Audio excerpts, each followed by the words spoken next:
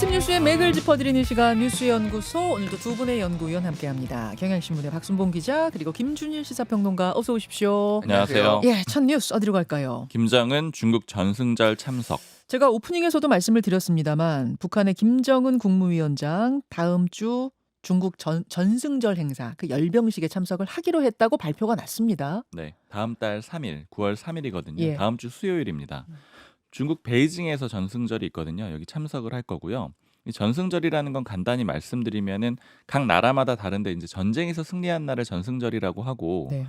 중국 같은 경우에는 1945년 2차 세계대전 때 일본이 중국에 항복한 날을 전승절로 해서 기념을 하고 있습니다. 음흠. 누가 오느냐가 좀 중요한데, 어제 중국이 참석자 명단을 발표를 했거든요. 네. 26개국 국가 원수 혹은 정부 최고 지도자가 참여를 한다라고 했고요.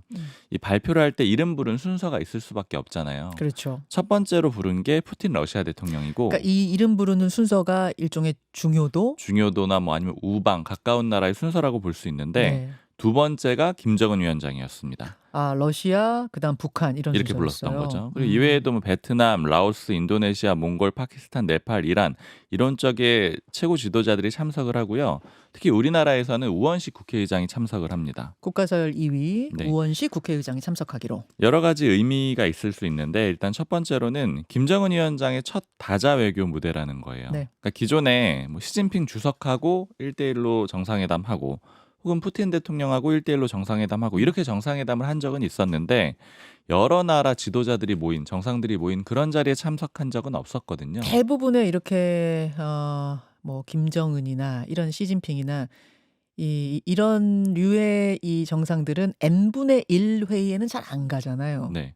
그런데 그렇죠? 이번 행사에 참석한다라는 거 예. 의미가 있고요. 예. 그래서 이제 연결해서 보면은 지금 시기적으로 봤을 때 한일 정상회담하고 그다음에 한미 정상회담한 직후잖아요. 그러니까 이제 한미 동맹 혹은 한미일 협력이 강조되는 시점에 그 반대 진영이라고 할 수 있는 북중러 정상들이 모여가지고 서방 사회를 견제하는 그런 모습이 만들어지는 것이다. 그리고 이 예. 흐름 안에서 북한도 따라가기 위해서 이 다자 외교 무대에 이제 일종의 참석을 하게 됐다, 이렇게 볼 수가 있습니다. 네. 그리고 세 번째로 볼 수 있는 게 북한하고 중국의 정상 외교가 재개됐다라는 거예요. 김정은 위원장이 방중하는 것 자체가 되게 오랜만이거든요. 2019년 1월에 방중했었는데 그로부터 6년 8개월 만에 중국을 가는 겁니다. 또 하나 주목할 지점은 아까 말씀드린 대로 우원식 국회의장이 참석을 하게 되니까 어떤 대화할지가 좀 주목이 되는데, 특히 지금 한미 정상회담 때 트럼프 대통령이 김정은 위원장 만나겠다라는 의사를 적극적으로 보였잖아요. 네. 이런 상황에서 어떤 얘기가 나올지 이런 것들도 좀 주목이 됩니다. 그렇습니다. 이 전승절 행사에 김정은 위원장이 간다는 자체도 눈여겨볼 대목이지만, 지금 시기가 김준일 평론가 네. 한미 정상회담 직후잖아요. 음. 거기서 김정은 위원장 얘기를 무지 많이 했어요. 같이 만나자 이야기도 했고, 뭐 초청해 줄까, 뭐 내가 만나게 주선해 줄까, 뭐 이 시진핑하고도 같이 갈래, 이런 이야기가 예상외로 굉장히 많이 나왔던 그 맥락과도 닿아 있다고 보십니까? 그러니까 이제 중국의 입장, 북한의 입장 뭐 하나씩 보면은, 먼저 북한의 입장. 북한이 북한 김정은 위원장이 중국을 방문한 게 마지막에 2019년이고요. 네. 지금까지 2018년에 3번, 2018년 3월, 5월, 6월, 그리고 2019년에 1월. 그래서 총 4번을 방문하고 6년을 안 간 거예요. 아하. 그러다 갔어요. 그러면 이 시기가 뭐냐? 2018년, 2019년 다 문재인 정부고 판문점 회담, 하노이 회담 그 무렵이네요. 트럼프예요. 트럼프 트럼프 시기예요. 때. 그러니까. 예, 예. 그러니까 다시 트럼프가 지금 북한과 중국을 만나게 했다라고 해도 과언이 아닌 거죠. 그러니까 그동안은 그러니까 이게 그러니까 말씀하신 대로 지금 북한 입장에서는 중국하고 다시 이제 그동안 좀 소원한 게 사실이었고, 러시아하고 지금 밀착했고 중국이 그걸 좀 불편해했어요. 예. 그래서 지난해가 북한과 중국 수교 75주년이었거든요. 그래서 이거를 계기로 해서 중국이 다시 북한하고 좀 가까워지는 거 아니냐라고 생각을 했는데 별로 교류가 없었어요. 맞아요. 작년에. 그런데 올해 또 갑자기 인력 교류가 막 생기게 했거든요. 그러니까 북한도 중국도 서로 이해관계가 맞아 떨어졌다. 그리고 그게 말씀하신 대로 지금 한미 정상회담에서 본격적으로 김정은의 이름이 호명되기 시작했다. 이게 지금 영향을 줬는데, 물론 그 지금 우리나라 대통령실에서는 이미 그 NSC 안보 회의에서 그 김정은 위원장이 열병식에 가는 걸 알고 있었다. 그러니까 뭐 확정은 아니더라도 이미 가는 게 좀 그쪽으로 방향이 되는 거는 알고 있었다라고 얘기는 해요. 그럼 알고 있었기 때문에 한미 음. 정상회담 자리에서 이 부분을 일부러 언급한 거다 그런 의미예요? 뭐 그것도 있었고 전승절에 이제 참석을 하느냐 마느냐 가지고 대통령이 여러 가지 논란이 있었잖아요. 근데 맞아요. 우원식 국회의장이 가는 걸로 결정이 됐고 네. 여러 가지 그런 고민들이 이미 정무적 판단들이 조금 있었다라는 거예요. 그러니까 아하. 그 얘기가 있었고 중국 입장에서도 지금 그러니까 이게 미국을 의식한 거라고 봐야죠. 그러니까 특히 이제 사실은 근데 이제 좀 묘한 게 있는데 이걸로 이제 북중러가 다시 뭉치는 거냐라고 했는데 사실은 그 러시아 우크라이나 전쟁 당시에 중국은 북중러로 묶이는 것에 대해서는 반대를 했어요. 하지만 러시아가 완전히 고립돼 가지고 경제가 무너지는 것은 막아야 되기 때문에 러시아하고의 교역량과 중국의 교역량이 확 늘어났거든요. 네. 그래서 다시 이번에 북중러가 탄탄하게 묶이는 거냐. 사실은 중국하고 러시아도 경쟁 관계예요. 이게 뭐 이렇게 단일 그런 뭐 이렇게 단일 대우? 전체 단일 대우로 하기에는 서로의 좀 그런 게 있어. 그래서 최근에 러시아는 또 중국의 경제 의존도가 너무 높으니까 그거 낮추고 미국하고 손잡고 있고 인도랑 또 협력 강화하고 뭐 이러고 있는 상황이에요. 그렇죠. 그러다 보니까 이제 이게 북중러가 단일 대우로 가지는 않을 거로 보이지만은 국제 사회에는 어쨌든 한미일이 다시 뭉치는 모습을 보여줬으면 우리도 여기에 우호 관계가 있다라는 거를 보여줄 필요가 있다. 그것은 이제 중국의 필요에 의한 예. 것일 거고 북한 입장에서는 이제 보니까 트럼프가 슬슬 우리하고 대화하려고 시도하는 것 같은데 그렇다면 중국하고도 가까운 모습을 보이면서 이걸 좀 카드로 미국보다 우위에 서서 협상 카드로 쓸 수 있을까? 몸값 올리기? 뭐 이렇게 볼 수도 있겠네요. 그렇죠. 예, 그러니까 지난번에 시진핑 만났던 것도 김정은이 똑같은 맥락이에요. 그러니까 예. 그때도 계속 러브콜이 오니까 우리 난 중국하고 가까운데 중국하고 이렇게 한데 이렇게 하면서 계속 몸값을 올렸던 그 과정이 있었던 거죠. 혹시 내가 필요해? 그러면 조금 더 불러. 뭐 이런 거 아니에요? 예, 그렇죠. 몸값을. 그리고 하나 더 볼 수 있는 게 지금 러시아하고 우크라이나 전쟁이 완전히 종전되진 않았지만 종전될 가능성 분위기가 커지고 있는 상황이잖아요. 이러면은 북한 입장에서는 소위 말하는 이제 이 전쟁 특수가 끝나게 되는 거예요. 아, 그러면 이제 경제 문제에 있어서 중국의 중요성이 좀 다시 높아질 수밖에 없거든요. 맞네요. 그러니까 그런 점도 또 고려가 된 것 같습니다. 알겠습니다. 오늘 마침 바로 뒤 인터뷰가 위성락 대통령실 국가안보실장입니다. 위 실장님 출연하시면 제가 이 부분에 대해서도 오늘 질문 좀 드려보도록 하죠. 다음으로 갑니다. 권성동 구속영장 청구. 예, 국민의힘 권성동 의원에 대해서 구속영장이 청구됐네요. 네, 김건희 특검이 청구를 했습니다.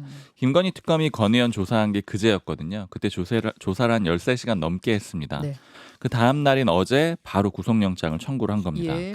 혐의는 몇 번 짚어드린 적이 있었는데 간단하게 말씀드리면은 특검은 기본적으로 권 의원이 그 연결고리라고 보고 있거든요. 통일교하고 윤석열 전 대통령 부부 연결해주고 불법 정치자금 받았다 이렇게 보고 있는데 이 돈 받았다라는 정황은 두 개를 보고 있죠. 하나는 이제 큰 거 한 장 서포트 1억 받았다라고 보고 있고, 수첩에 적혀 있던 거요. 네, 그리고 한학자 총재 두 번 찾아가지고 현금이든 쇼핑백 받아갔다 이렇게 보고 있습니다. 그리고 이제 돈 말고 정치적 지원도 받았다라고 보는 것들이 통일교 교인들을 국민의힘에 집단 입당을 시켜가지고 전당대회에 영향을 주려고 했다. 이것도 혐의로 보고 있습니다. 자, 이제 특검이 바라보고 있는 혐의 이걸 바탕으로 해서 구속영장을 전격적으로 청구했어요. 네, 특검이 현직 국회의원에 대해서 영장 청구한 게 처음이고요. 네. 그리고 시점은 아까 말씀드렸지만 조사한 다음에 바로 영장을 쳤잖아요. 그러니까 예. 어느 정도는 자신감이 있는 게 아니냐 이렇게 좀 해석이 됩니다. 주목되는 거는 권성동 의원의 입장인데 불체포 특권을 포기를 했어요. 어젯밤 늦게 거의 한 11시쯤 돼서 이게 속보로 나왔어요. 권성동 의원이 불체포 특권 포기하겠다. 페이스북에 글을 써서 올렸는데 부당한 정치적 표적 수사다. 그렇지만 불체포 특권 뒤에 숨지 않겠다. 이렇게 입장을 냈고요. 그리고 이제 우리는 민주당과 다르다는 점을 국민께 보여주겠다. 이런 얘기도 했습니다. 그리고 앞서서도 이렇게 했다라는 점도 강조를 했는데 2018년에 그 강원랜드 채용 청탁 사건이 있었거든요. 네. 그때 불체포 특권 포기하고 영장 심사를 받아서 기각을 뭐 끌어낸 적이 있었거든요. 그렇죠. 뭐 이런 점도 언급을 했고요. 근데 이제 불체포 특권 포기한다고 하더라도 나머지 절차는 좀 복잡할 수가 있습니다. 특검이 처음 집행하는 거기 때문에요.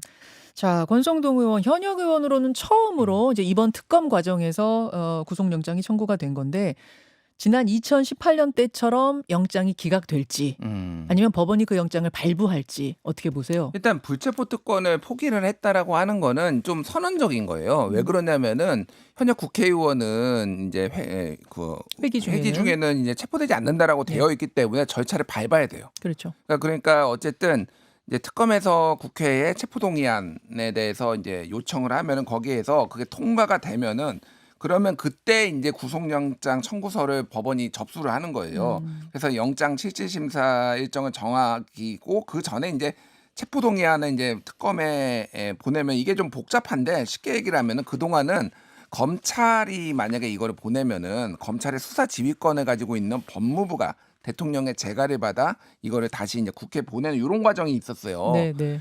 그래서 기억하실지 모르겠지만 예전에 이제 한동훈 법무부 장관이 나와가지고 이거 막 길게 설명하고 그랬잖아요. 그러니까 그래서 이재명 대표 시절. 예, 뭐 그랬단 말이에요. 근데 특검은 법무부 장관의 지휘를 받질 않습니다. 아, 예. 그러니까 이거 그러네요. 누가 해야 되냐 그러면은 뭐 이런 거에 있어서 특검도 좀 검토 중이라고 해요. 어쨌든 근데 이 절차는 다 밟아야 되고 어허. 그럼 국민의힘이 어떻게 할 것이냐, 표결을 안 할 것이냐, 뭐 이렇게 뭐 그런 식의 이제 이런 문제들이 좀 남아 있기는 해요. 근데 예. 불체포 특권을 포기한다라고 당사자가 말했다고 해도 음. 투표를 안 하는 건 아닐 것 같아요. 하되 본인 의사에 따라서 이제 뭐 이 특권을 포기하는 걸로 결론 내게 하는 이런 방식으로 아니, 가지 그러니까 않을까요? 표결에 참여를 안 하는 방식. 뭐 그런 방식도 가능하고. 그런 게 예, 그게 가능하다는 거죠. 그래서 어쨌든 이 과정이 있어서 네. 다음 주에 이어질 것 같아요. 요거는. 예. 그게 이제 과반 출석의 과반 찬성이거든요. 그렇죠. 요건이.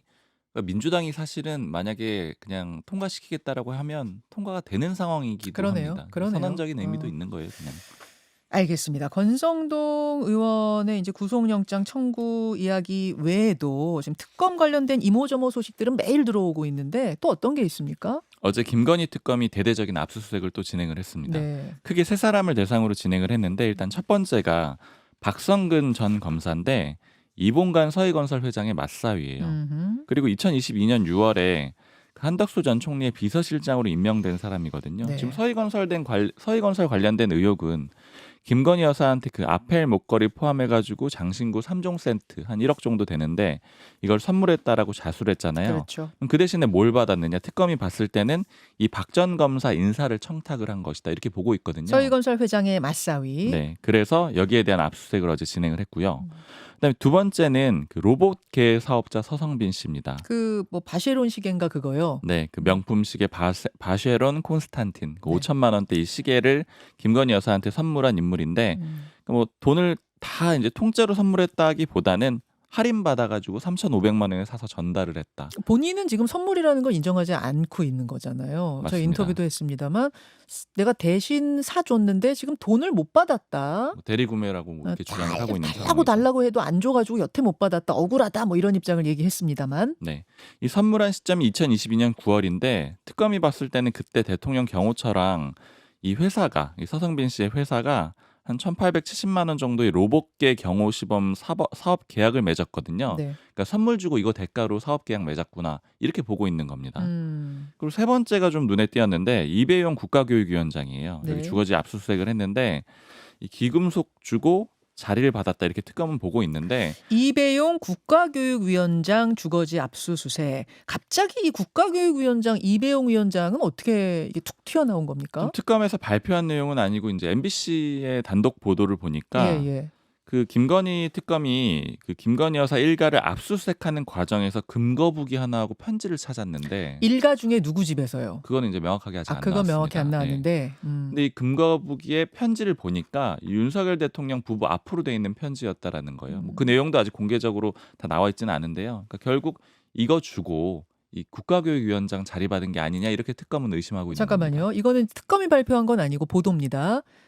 일가 중에 누군지 모르지만 김건희 씨 일가 집 압수수색 과정에서 금거북이가 나왔고 그 옆에 편지가 있었는데 그게 이배용 위원장 편지였다. 그렇죠. 거기 금고 하나가 있었는데 금고 안에 보니까 금거북이 있고 그다음에 편지가 있는데 편지가 윤 전 대통령 부부 앞으로 보내진 이배용 위원장이 쓴 편지였다라는 게 보도입니다. 예, 자 이렇게 이제 이야기가 흘러가고 있고 그 특검에서는 오늘 김건희 씨 구속 기소한다는 거죠? 네, 그러니까 구속하기 전날에 이제 관련된 혐의들을 쭉 확인하기 위해서 대대적인 압수수색을 했다 이렇게 맥락을 보시면 될 것 같습니다. 예, 김준일 평론가 예. 특검 이모저모 특히 어떤 부분에 그러니까 주목하세요? 이거 이 금 거북이 네. 이게 지금 뭐 노컷뉴스 보도에 따르면은 그 남양주에서 요양원 운영하잖아요. 지금 이 일가가 그 최은순 씨, 최은수 씨, 예, 김진우, 모친, 오빠 김진우 오빠하고. 거기에서 발견했다라는 거예요. 아 요양원의 금고에서 예, 요양원 어. 금고에서. 그래서 이거는 뭐 동생 김진한 씨가 사용한 것으로 추정되는 금고에서 금거북이를 하나를 발견했고 시가로 한 700만 원 정도 된다라는, 그러니까 좀 아주 크지는 않은 뭐요 700만 원이면 크진 않네요. 크지는 예. 않은. 근데 저는 이거 보면서 딱 그 생각 나더라고요. 뭐요? 그 범죄와의 전쟁 예전에 최민식, 하정우 나왔던 네네. 거기에서 영화. 이제 하정우가 이제 동료 때렸다가 라이벌을 때렸다가 이제 감옥에 이제 가게 생겼는데 검사 그 먼 친척 검사 만나가지고 금두꺼비 선물하거든요. 그래서 그놈 참 은혜 잘 갚게 생겼네 이런 명대사가 나왔는데 야 이런 게 실제 하는구나 진짜. 금거북이 금두꺼비 이런 거 선물하는구나 진짜. 아 물론 아직 그게 어떻게 예. 온 금거북인지는 모르긴 근데 합니다만. 이제 편지까지 있다라고 하는 게 이제 특검 쪽에서 나왔다라고 하는 거는 이거는 뭐 소위 말하는 빼박이라고 이제 보면 되는 거죠. 그리고 이게 공교로운 게 여기서 이 지금 이배용 국가교육위원장이 국가조창기도회 부회장이에요. 예. 근데 회장이 누구냐? 서희건설 이봉건 회장입니다. 아하. 그러니까 이게 다 지금 다 이게 맞물려 있어요. 지금 서희건설 또 압수수색했잖아요. 반클리프 하펠 목걸이하고 뭐 그 장신구들 이제 예. 지금 그러니까 선물하고. 서희건설은 이미 예. 줬다고 이제 자수를 한 거고. 예. 그러니까 이게 지금 이쪽 진영에서 지금 다 소문이 났고 다 서로 알고 지금 이렇게 한 거 아니냐. 선물 뭐. 경쟁을 한 건 아니냐. 지금 예. 특검은 그렇게 의심하는 거군요. 한두 건이 아니겠다 지금 이게 그 생각이 들어요. 지켜보겠습니다. 예, 특검 이모저모 살펴드렸고요. 하나만 더 보죠. 네, 보이스피싱과의 전쟁. 정부가 어제 보이스피싱 근절 종합대책 발표했습니다. 네, 원래도 TF를 꾸려놨었거든요. 예. 그러니까 국무조정실이 주재해가지고 과기부, 문체부, 법무부, 검찰, 경찰, 금감원 이 유관기관들이 다 해가지고 TF가 꾸려져 있었는데 네. 어제 종합대책을 발표를 한 거고요. 음. 요약해서 말씀드리면 일단 그 보이스피싱에 이용된 전화번호는 신고가 접수되면 10분 이내에 차단할 수 있는 그런 조치를 내놓을 겁니다. 그러니까 대응팀을 24시간 상시 운영을 할 거거든요. 규모도 키우고요. 네. 여기 전화해가지고 신고를 하면 10분 이내에 바로 차단이 된다라는 잠시만요. 거고요. 내가 보이스피싱 전화를 받았어. 뭐 273에 땡땡땡땡. 네. 여기다가 신고를 하면 그 전화는 바로 차단이 돼서 그 전화가 또 다른 사람한테 범죄 못 저지르게 차단해 버린다는 얘기인 거죠. 맞습니다. 예. 그리고 악성 앱 설치되는 경우들이 많잖아요. 그걸로 예. 이제 보이스피싱, 스미싱 되는 건데 이거 막기 위해서 3중 차단 체계를 구축하겠다라고 했거든요. 그러니까 기본적으로 문자 메시지 대량 발송하는 사업자들이 있어요. 이 사업자들한테 차단 시스템을 의무적으로 두도록 하고요. 그다음에 2단계로는 통신사가 막도록 하고요. 그다음에 이제 새로 출시되는 휴대폰에는 악성 앱 설치를 자동으로 방지하는 그런 기능을 넣도록 하는 겁니다. 아, 그런 기능이 있긴 있어요? 있는가 봐요. 아직 뭐 정확하게 저도 모르겠는데 예. 예, 이렇게 세 가지 3중으로 막도록 하겠다라는 거고요. 예. 그다음에 외국인의 휴대전화 개통이 원래 여권 하나당 2회선이었는데 1회선으로 줄이고 그다음에 외국인이 휴대전화 개통할 때는 그 외국인이 범죄자냐 아니냐 상관없이 한 개밖에 개통할 수 없다. 맞습니다. 그리고 신분증이랑 실제 얼굴 사진 확인하는 그런 작업도 거치고요. 좀 주목되는 거는 이건 검토 중인 사항인데 그 금융기관에도 책임을 질 수 있도록 그런 내용들을 검토해 보겠다라는 거예요. 어제 가장 화제가 되고 갑론을박도 뜨거웠던 게 이 부분 같습니다. 금융기관, 즉 은행에도 책임을 물겠다. 네, 그러니까 지금 영국하고 싱가포르 같은 데는 과실이 없어도 책임을 묻거든요. 이걸 무과실 책임이라고 하는데 그러니까 더 적극적으로 막아보라는 그런 취지인 것 같아요. 이런 점을 참고해가지고 이제 방안을 좀 찾아보겠다, 검토해보겠다라는 입장을 정부가 내놨습니다. 그러니까 우리가 이제 보이스피싱 당하면은 보통 이 속아가지고 은행까지 간 다음에 돈을 뽑아서 그 사람한테 붙이고 뭐 이런 거잖아요. 네, 그 과정에서 은행이 더 꼼꼼히 봐라.